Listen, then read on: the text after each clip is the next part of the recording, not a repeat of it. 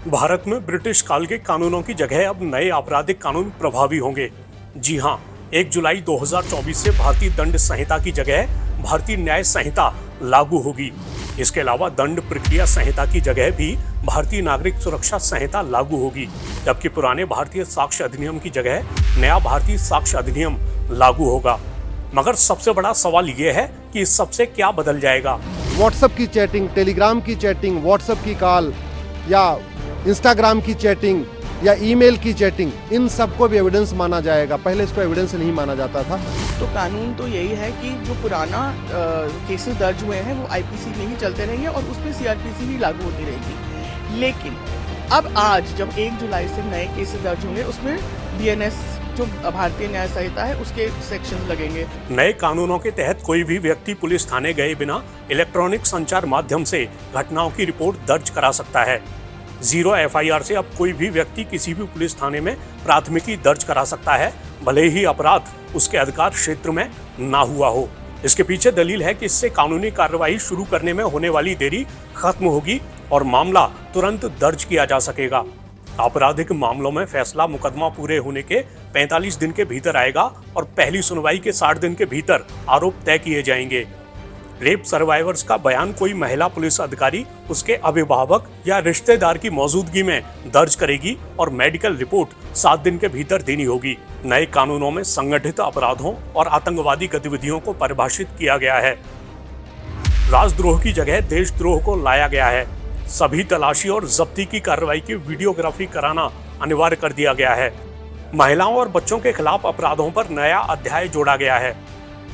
किसी बच्चे को खरीदना और बेचना जघन्य अपराध बनाया गया है और किसी नाबालिग से सामूहिक दुष्कर्म के लिए मौत की सजा या उम्र कैद का प्रावधान जोड़ा गया है। ओवरलैप धाराओं का आपस में विलय कर दिया गया है। कुल मिलाकर भारतीय दंड संहिता की 511 धाराओं के मुकाबले भारतीय न्याय संहिता में 358 धाराएं होंगी। नए कानून के तहत गिरफ्तारी की सूरत में व्यक्ति को अपनी पसंद के किसी व्यक्ति को अपनी स्थिति के बारे में सूचित करने का अधिकार दिया गया है। इससे गिरफ्तार व्यक्ति को तुरंत सहयोग मिल सकेगा। नए कानूनों में महिलाओं और बच्चों के खिलाफ अपराधों की जांच को प्राथमिकता दी गई है, जिससे मामले दर्ज किए जाने के 2 महीने के भीतर जांच पूरी की जाएगी। नए कानूनों के तहत पीड़ितों को 90 दिन के भीतर अपने मामले की प्रगति पर नियमित रूप से जानकारी पाने का अधिकार होगा। आरोपी और पीड़ित दोनों को प्राथमिकी, पुलिस रिपोर्ट, आरोप पत्र, बयान, स्वीकारोक्ति और अन्य दस्तावेज 14 दिन के भीतर पाने का अधिकार होगा। अदालतें समय रहते न्याय देने के लिए मामले की सुनवाई में गैर जरूरी देरी से बचने के लिए अधिकतम 2 बार मुकदमे की सुनवाई स्थगित कर सकेंगी। नए कानूनों में सभी राज्य सरकारों के लिए गवाह सुरक्षा योजना लागू करना अनिवार्य है, ताकि गवाहों की सुरक्षा और सहयोग सुनिश्चित किया जाए। दुष्कर्म के किसी अपराध के संबंध में जांच में पारदर्शिता को बढ़ावा देने के लिए पीड़िता का बयान पुलिस की ओर से ऑडियो वीडियो माध्यम के जरिए दर्ज किया जाएगा।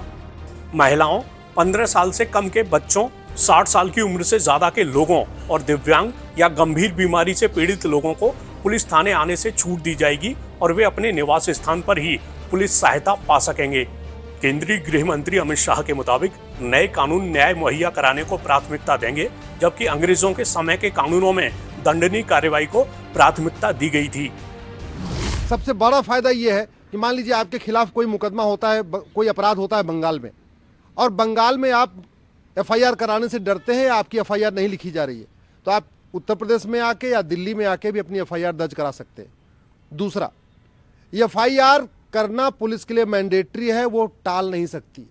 तीसरी बात, जांच करने की टाइमिंग फिक्स हो चुकी है कि पुलिस को हर हालत में 60 दिन के अंदर जांच पूरी करनी है। जांच पूरी करने के बाद उसको अपनी चार्जशीट फाइल करनी है। जज के लिए भी कंपलसरी हो गया कि वो 60 दिन के अंदर वो चार्जेस फ्रेम कर दे। एक बड़ी अच्छी बात हुई है कि पहले होता था कि सुनवाई पूरी हो जाती थी लेकिन 4 महीने 5 महीने तक फैसला नहीं आता था।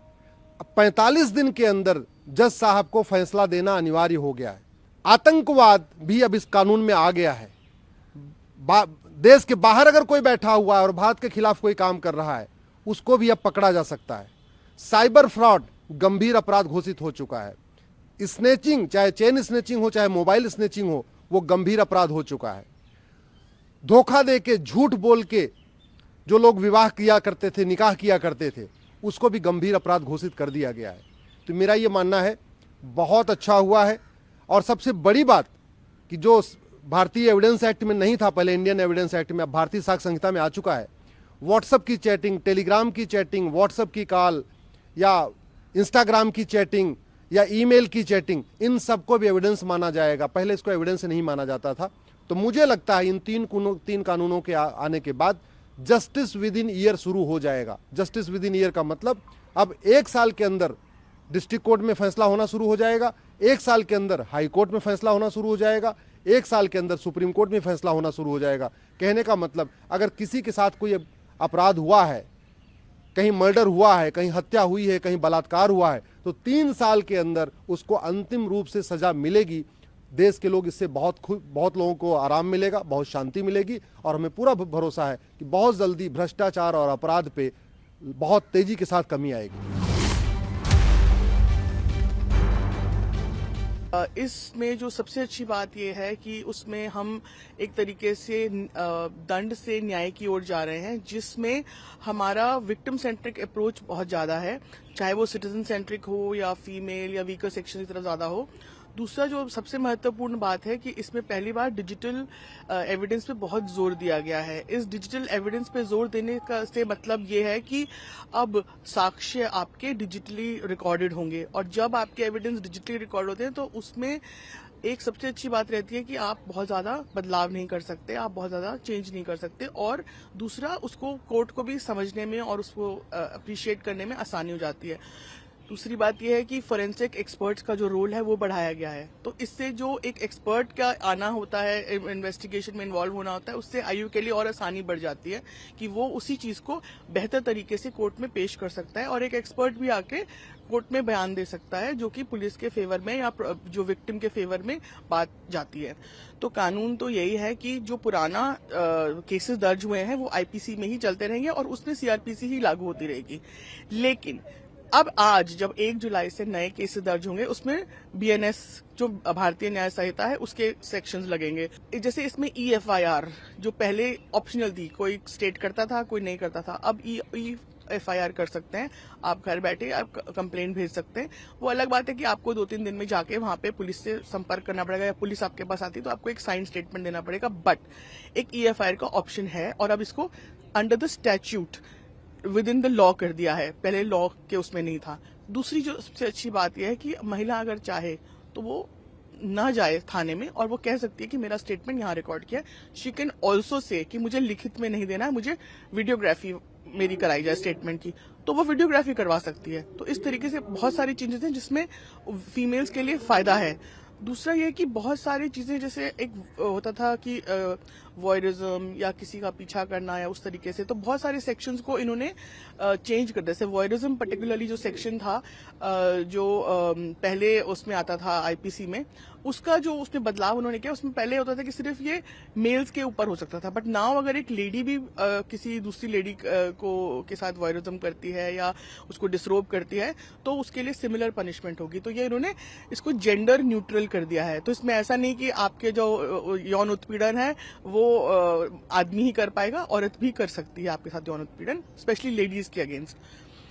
और छोटे छोटे और मतलब इसमें इंपॉर्टेंट सेक्शंस में एडिशन सब्ट्रैक्शन हुआ है, जिससे ये फायदा हुआ है कि जब जैसे विक्टिम्स को अगर अपने उनको लगता है कि एक कोर्ट के ट्रायल के दौरान एक स्टेज पर ऐसी आती है जब कोर्ट को लगता है कि केस नहीं बनता है, तो पहले होता था कि विक्टिम की नहीं सुनी जाती थी और केस को खारिज कर दिया था। अब उन्होंने एक बहुत अच्छा उसमें वो लाया है सेक्शन, जिसके तहत कोर्ट उनकी सुनेंगे और उनकी स्टेटमेंट रिकॉर्ड करेंगे उस वक्त भी ट्रायल में, बिफोर वो उसको खारिज करें।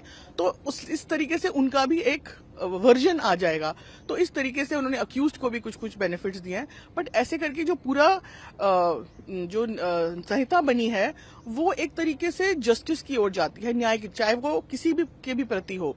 कुछ एरियाज में उन्होंने ये भी करा है कि कुछ जो सेक्शंस हैं उसमें उन्होंने पनिशमेंट को वो कर दिया है कि उसमें हमने पनिशमेंट को बढ़ा दिया है या पनिशमेंट को उन्होंने कम करके कहा है कि कम्युनिटी सर्विस दी जाए। अब क्या कम्युनिटी सर्विस दी जाए वो तो कोर्ट के ऊपर है, लेकिन कम्युनिटी सर्विस भी एक ऐड कर दिया है जो पहले इस तरीके से क्लियरली मेंशन नहीं था, एडेड नहीं था। बहुत सारी चीजें जो हम लॉ के तहत फॉलो करते थे क्योंकि कोर्ट ऑर्डर था या उसको हमने कोर्टों ने उसको इंटरप्रेट किया था हमारे कार्यशैली को इम्प्रूव करने के लिए, उसको न्याय संगत बनाने के लिए, अब वो इस संहिता में एज पर लॉ हैं। तो वो बातें बहुत अच्छी हैं कि अगर हम इसको ढंग से पढ़ें तो हमारे लिए और भी अच्छा हो गया है कि हम चाहे वो हमारे विक्टिम्स हों या हमारे अक्यूज्ड हों, उनकी हम जो राइट्स और उनके जो प्रॉपर उनकी जो हित की बात है वो हम कर रहे हैं। अब अगर वो उस न्याय संहिता के तहत वो अक्यूज माने जाते हैं तो उनके खिलाफ उसी तरह से कार्रवाई होगी। पुलिस कस्टडी या डिटेंशन में भी बदलाव किया गया?